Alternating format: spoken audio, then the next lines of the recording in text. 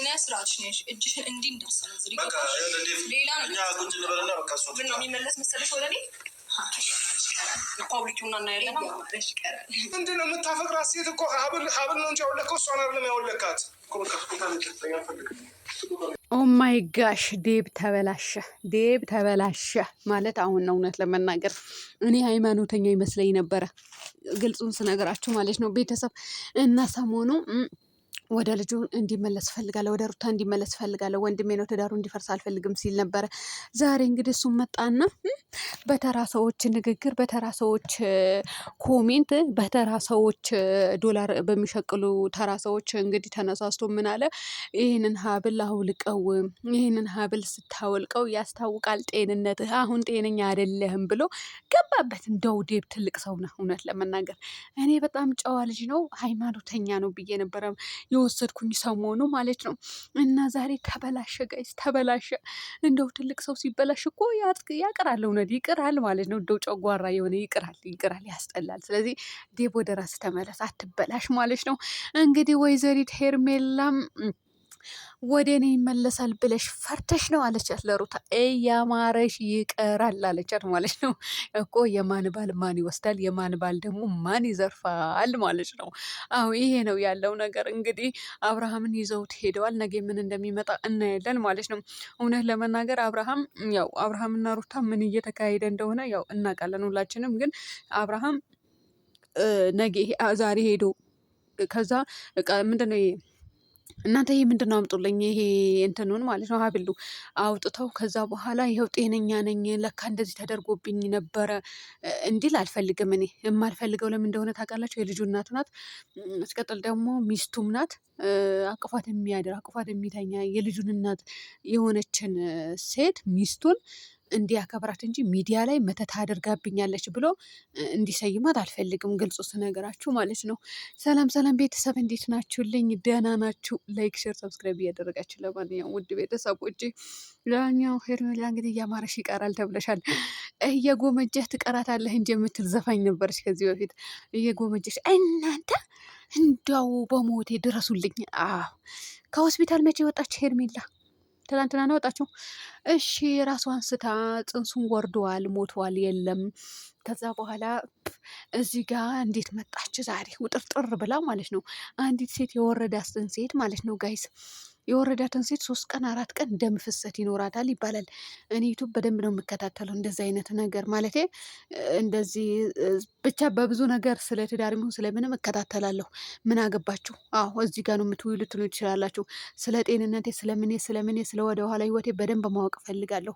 እናም 3 ቀን 4 ቀን ይቆያል። እና እንዴት መጣች እዚህ ጋር ጠርገው አወጡት። መጥፎ ነገር አታናግረኝ በመሸ፣ መጥፎ ነገር አታናግረኝ በመሸ። እንዴት መጣች ደግሞ ጥርጥር ብላ? ይሄ ዳቦዋ ራሱ ውጥር ብሎ ያስታውቃል ምን እንደሆነ ቅርጽ አለው። መናገር ሳልፈልግ ነው የምናገረው። ለማንኛውም አቶ አብርሃም ታደሰ እውነት ለመናገር የልጅህ እናት አሁን ይህንን አክል ደርሳችኋል። ይህንን አክል ላይ ስለደረሳችሁ እውነት ለመናገር ከዛ እንትኑን ምንድነው ይሄ ስሙ ሀብሉን ወለቀ ተብሎ ወደ ራሱ ተመለሰ። መተት ተደርጎብኝ ነበረ ብለህ እንድታወራ አንፈልግም። ምክንያቱም የልጅህ እናት ናት፣ ሚስትህ ናት። እንድታከብራት ነው የምፈልገው።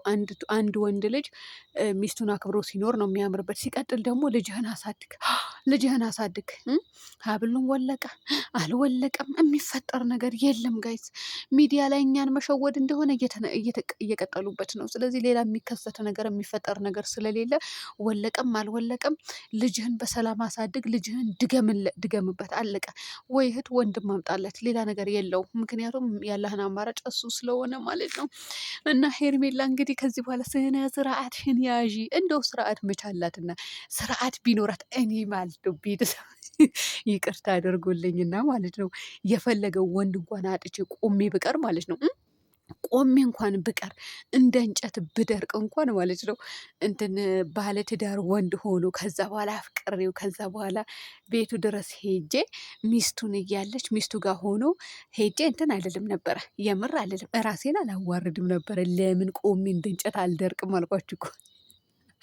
እኔ ራሴን አላዋርድ አልሄድምም አላዋርድም አልሄድም። ሲጀመር መጣ ሄደ አለቀ እንጂ ይሄ ጭራሽ አብርሃም ቤት ሩታ ቤት ተከትላ ሄዳ ወንድ ልጅ ተከትላችሁ ትሄዳላችሁ እንዴ? የፈለገ ሲሆን በኋላ የመጣ ባል እኮ ነው።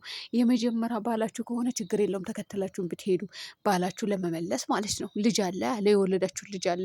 የወለዳችሁ ልጅ ባይኖሩ እንኳን ትመልሱታላችሁ። እኔ ያደርገዋለሁ ያላደርገውም አልላችሁም። ነገር ግን የሰው ባላ ግብዴ ከሆነ ወይኔ አታምጣብኝ፣ አታደርግብኝ። እናንተ ግፈኞች ምንድን ነው የምታናገሩኝ? የሰው ባላ ያገባችሁ ሰዎች ግን ሄዳችሁ የሰውን ባል ተመለስና አትበሉት፣ አትለምዱ። አይፈልጋችሁማ። ስለማይፈልጋት እኮ ነው አሁን ሩታ ጋ የመጣው ሄርሜላ ማለት ነው። ስለማይፈልግሽ ነው ሩታ ጋ የመጣው የነበረው። እንግዲህ ተከትለሽ መጣሽ። ሩታ ቤት መምጣት አልነበረብሽም። የውሽማሽ ሚስት ቤት መምጣት አልነበረብሽም። እውነት ለመናገር እንደው ተዋርደሽ ከምትሄጂ ቢቀርብሽስ፣ እንደው ሴትነትሽ ባታዋረጂስ። ደግሞ እኮ ጉራጌ ናት አሉ። እንደው ቡታጀራ ሆና ራሱ እናንተ ቡታጀራ ላይ ሆና ማለት ነው ጉራጌ ናት አሉ። እኔ ከሌላ ሀገር የመጣች መስላኝ ነበር። ከሌላ ሀገር የመጣች መስላኝ ነበረ። ከሌላ ከማይታወቅበት ቦታ የመጣች የተቀላቀለች መስሎኝ ነበረ። ልክ አንደኛው ጉራጌ ናት። እንደው ጉራጌ ሴት እኮ እንደዚህ ስታዋርድ አይተናና ቅብኮች ሸፋፋ የሆነች እንደው እቺ አቅል ያጣች አቅልዋን የሳተች እውነት ለመናገር የሰው ባል ላይ ተንጠልጥላ አለቅም። ሚስቱ ጋር ሲሄድ ተከትላ መሄድ እንደው አያስጠላም እንዴ? እንዴ ነውር አይደለም? ሚስቱ ጋር ሲሄድ ተከትላችሁ ትሄዳላችሁ ሴቶች? እኔ አላልኩም። ለማንኛውም አያገባኝም። ተከትላ ነው የመጣችው። እንግዲህ ሩታም አትለቅም። ግን ዴብ ደግሞ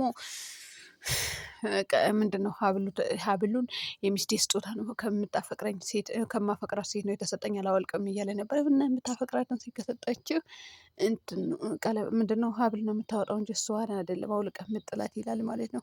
እና እስኪ ዴብ አንተም ደግሞ እንደ ቡዜ አትሆንብን። እውነት እንደ ቡዜ እኝኝ አትበል። በቃ ትልቅ ሰው ከመሆነ አንጻር እኔ ሃይማኖተኛ ይመስለኝ ነበረ ጋይስ። ለነገሩ እኮ በአሁኑ ሰዓት ሃይማኖተኛ የተባሉትንም ራሱ እኮ ተበላሽተዋል። የሆነ ቢያንስ አንድ ሰው መጠጥ ያለበት ቢኖርበት ጥሩ ነበረ። በዚህ ድራማ ላይ ማለት ነው። መጠጥ ያለ ሰው ቢኖርበት ያምር ነበረ ማለት እንደ በሃይማኖት አንጻር ይህ የማይደረግ ነገር እንዴት ተደረገ ብላችሁ ታስባላችሁ የሚል ሰው ቢኖር ጥሩ ነበረ። ግን እዚህ ጋር ሁሉም አንድ አይነት ሆነብን። ቅል ራሱላ ማለት ነው። እውነት ለመናገር ቅል ራስ ሩታዬ ባልሽ ሰብስበሽ ያዥ በእናትሽ። ደግሞ ቡታጀራ ለመምጣት ያብቃሽ። እንዴ ምን ነው ሸዋ ቀቅለው ደፏት እኮ። ያም ይመጣል አፍ ይከፍታል፣ ያም ይመጣል አፍ ይከፍታል። ከዛ በአብርሃም ቻናል ነው ኤዲት የሚደረገው። እንደው ተመልካቾች ማለት ነው ይቅርታ አድርጉልኝና እኛ ስንፈተፍት ቅር የሚላችሁ ሰዎች አላችሁ አይደል? አሁን ለምሳሌ የሄርሜላ ደጋፊዎች በአብርሃም ቻናል እኮ ነው የሚለቀቀው ቪዲዮ። አብርሃም ጤነኛ ካልሆነ እንዴት ተብሎ ነው በአብርሃም ቻናል ቪዲዮ የሚለቀቀው? ቻናሉ ማጋ ነው? አብርሃም ጋ ነው ወይስ ሌላ ጋ ነው? በማስልክ ነው ያለው ቻናሉ። እናንተ ስታስቡት አብርሃም ጤነኛ አይደለም፣ እንዴት ጤና የለውም፣ መጠጥ ተደርጎበታል፣ ፈዘዋል ብላችሁ የምታስቡ ከሆነ በአብርሃም ቻናል ቪዲዮ ማን ነው የሚጭነው? እስኪ ንገሩኝ ለፈጣሪያቸው ብላቸው ማለት ነው። እናንተ ስለ መተት፣ ስለ ምንድን፣ ስለ ጥንቆላ፣ ስለ ተንኮል፣ ስለ አጋንንት፣ ስለ ሴጣን ነው የምታወሩት። ነገር ግን ታሪኩ ሌላ ነው። ለማንኛውም አብርሃም ጤነኛ ስለሆነ ነው በአብርሃም ቤት የሚለቀቀው። እኛ ጤነኛ የሆነው አሳበዱን። እንደው እኛንን ጤነኛ ያልሆነው እውነት እነሱ ጤነኛ እንዳልሆነ ሰው ከሚሆኑት እኛንን ጤነኛ ያልሆነው ማለት ነው አሁን ላይ። ለማንኛውም ይመቻችሁ፣ የአራዳ ልጆች ይመቻችሁ እውነት። ግን ሄርሜላ ባትመጪና ራስሽን ብታዋርጂ ደስ ይለኝ ነበረ። ግን ራስሽ አዋርደሻል።